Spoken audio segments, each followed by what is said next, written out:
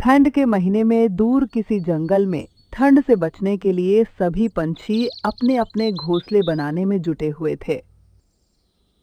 साथियों, जंगल में ठंड बहुत बढ़ गई है। हमें अब अपने अपने घोंसले ठंड के लिए मजबूत बनाने होंगे। हाँ परी, मैंने तो अपना काम शुरू कर दिया है। मैं अपना घोंसला कपास से बना रही हूँ। गर्म कपास की वजह से मेरा घोंसला बहुत ही गर्म हो रहा है। हाँ, मैं भी अपना घोंसला मिट्टी से बना रही हूँ। तुम्हें तो पता ही है, मैं मिट्टी से कुछ भी बना सकती हूँ। रूपा, तुम्हारा क्या प्लान है? मैं और कालू जी अपना घोंसला बांस की लकड़ी से बनाने वाले हैं। क्यों रे मीठी, तुम्हें अपना घोंसला नहीं बनाना? हाँ, हम बहुत बड़ा घोंसला बनाने वाले हैं, वो भी सबसे ज्यादा मजबूत। तेरे पति पप्पू को चोरी चकारी करने से फुर्सत मिलेगी, तब जाके बनेगा ना घोंसला। आप देख लेना जानकी बुआ, हमारा घोंसला ही जंगल में सबसे ज्यादा बड़ा होगा और एक दिन आप सबको हमारी जरूरत पड़ेगी। हाँ, देख लेंगे। पहले जाके देख अपने पति को कहाँ पर बिल्लियाँ मारता फिर रहा है। अरे, इस जंगल में इतनी ठंड बढ़ गई है और एक तरफ मेरी बीवी मीठी है, चुपचाप बैठी रहती है। हर बार ये लाओ, वो लाओ, ये खाना है, वो खाना है। पप्पू जंगल में अनाज की खोज में घूम रहा था। तभी उसकी पत्नी मिट्टी सामने से आती हुई दिखी। अरे मीठी, कहाँ जा रही हो? जा रही हूँ अपने मायके। वैसे भी यहाँ रहकर भी मैं क्या करूँगी? न रहने को घर है, न खाने को अनाज। जंगल में सब लोग मेरी टांग खींच रहे हैं, सब मेरा मजाक उड़ा रहे हैं। वह सब बोल रहे हैं, तेरा पति पप्पू चोरी चमारी करते हुए घूम रहा है, पर कोई काम नहीं कर रहा, तो वह घर क्या बनाएगा?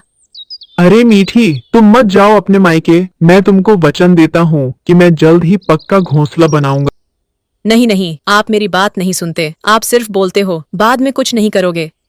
मैं सच कह रहा हूँ, मैं इतना बड़ा और मजबूत घोंसला बनाऊंगा कि सारे पंछी देखते ही रह जाएंगे। सच्ची क्या? आप ऐसा घोंसला बना पाओगे?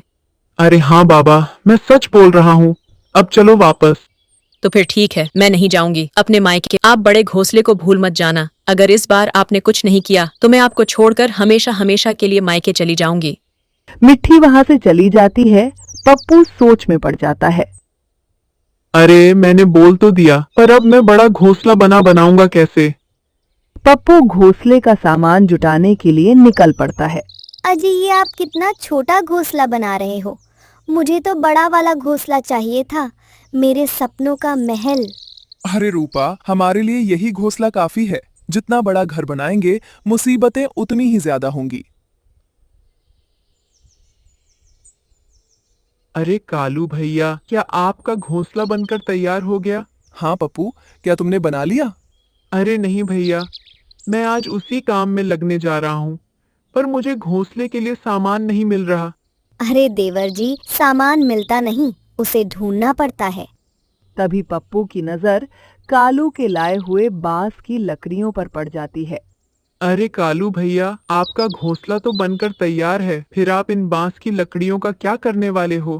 कुछ नहीं पप्पू, अब इनका कोई काम नहीं है। अगर तुझे लगने वाली है तो तू इन्हें ले जा सकता है।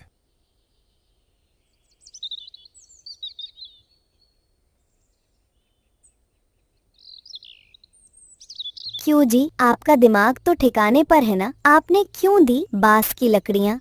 क्या यहाँ पर रहकर खराब होने वाली थी? रूपा, तुम कभी नहीं सुधरोगी। पप्पू मेरा भाई है, उसकी मदद करना मेरा फर्ज है। पप्पू उन बांस की लकड़ियों को ले जाता है। पप्पू उन लकड़ियों को घोंसला बनाने वाली जगह पर लेकर आता है। अब इन बांस की लकड़ियों से घोंसले का ढांचा बना लेता हूँ। पूरा दिन मेहनत करने के बाद पप्पू उन बांस की लकड़ियों से घोंसले का ढांचा बना लेता है। तभी मिट्टी वहां पर आ जाती है। अरे मीठी, ये देखो, मैंने बांस की लकड़ियों से अपने बड़े घोंसले का ढांचा बनाया है। क्या तुम्हें पसंद आया? मुझे बिल्कुल पसंद नहीं आया। अभी भी इसमें बहुत कमियां हैं। क्या कमियां हैं इसमें? जरा बताना तो।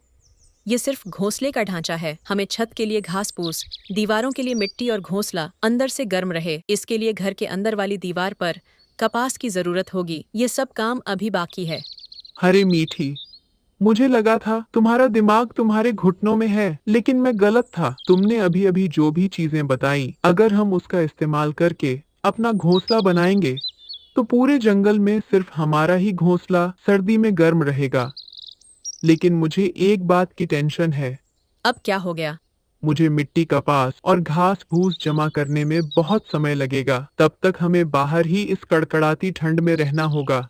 आप उसकी चिंता मत करो, उसके लिए मेरे पास एक आइडिया है। मिट्टी अपना सारा प्लान पप्पू को बताती है। मीठी, तुम्हारा जवाब नहीं। इस प्लान से तो मेरा काम बहुत आसान हो गया। अब हम अपना घोंसला बहुत कम समय में बनाएंगे। चलो, मैं आगे का काम करने के लिए निकल पड़ता हूँ। पप्पू वहां से निकलकर सबसे पहले जानकी बुआ के पास आ जाता है। क्यों रे पप्पू, तू यहाँ पर क्या कर रहा है? क्या तेरा घोंसला बनकर तैयार हो गया?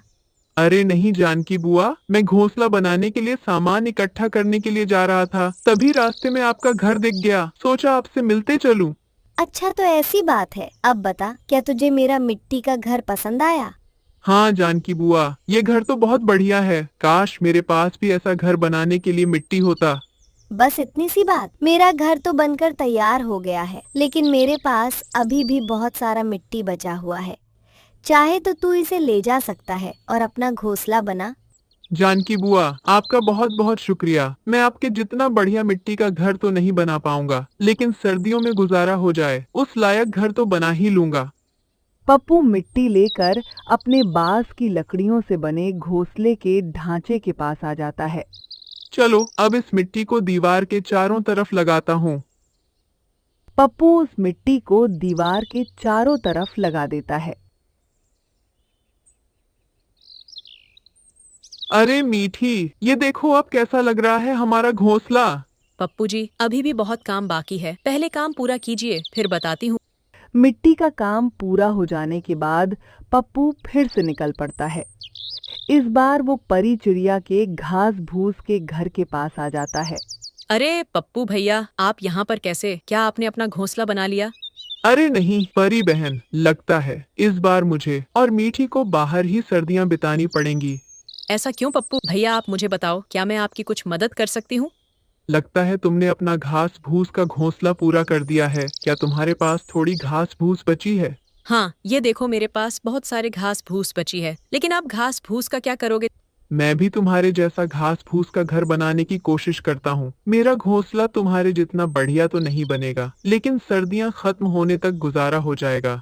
पप्पू परी से घास भूस लेकर फिर से अपने घोंसले के पास आ जाता है। पप्पू घास भूस की मदद से घोंसले की छत को ढक देता है। धीरे धीरे पप्पू का घोंसला अपना रूप ले रहा था। आखिर में पप्पू अपने घोंसले से निकलकर नीलू चिड़िया के घोंसले के पास आ जाता है। अरे वो नीलू, तुम्हारा कपास का घर तो बहुत सुंदर दिख रहा है। हाँ पप्पू भैया, मुझे इसे बनाने में बहुत मेहनत की है। इसे बनाने में तो बहुत सारी कपास लगी होगी। हाँ, मुझे इतना सारा कपास इकट्ठा करने में बहुत समय लगा। उसके लिए मैं अपने जंगल के साथ साथ आसपास के सारे जंगल के खेत छान मारे, तब जाकर मेरा ये कपास का घर बनकर तैयार हो गया है। लेकिन पप्पू भैया, आप यहाँ पर किस लिए आए थे? मैं भी तुम्हारे जैसा कपास का घर बनाने की सोच रहा था, लेकिन पहले मुझे सब जगह जाकर कपास इकट्ठा करना पड़ेगा। आपको कपास इकट्ठा करने की कोई जरूरत नहीं है। मेरा घर तो बनकर तैयार है, लेकिन मेरे पास अभी भी बहुत सारी कपास बची है। आप इस कपास से अपना घोंसला बना सकते हो। तुम्हारा बहुत बहुत शुक्रिया नीलू बहन। पप्पू नीलू से कपास लेकर फिर से अपने घोंसले के पास आ जाता है और उस कपास को अपने घोंसले के अंदर चारों तरफ लगाता है। तभी मिट्टी फिर से वहां पर आ जाती है। अरे मीठी, ये देखो अब हमारा घोंसला पूरी तरह से बनकर तैयार है। अब बताओ, अब तो तुम्हें घोंसला पसंद आया या नहीं? मुझे यह घोंसला बहुत पसंद आ गया। अब हमें सर्दियों में बाहर नहीं सोना पड़ेगा।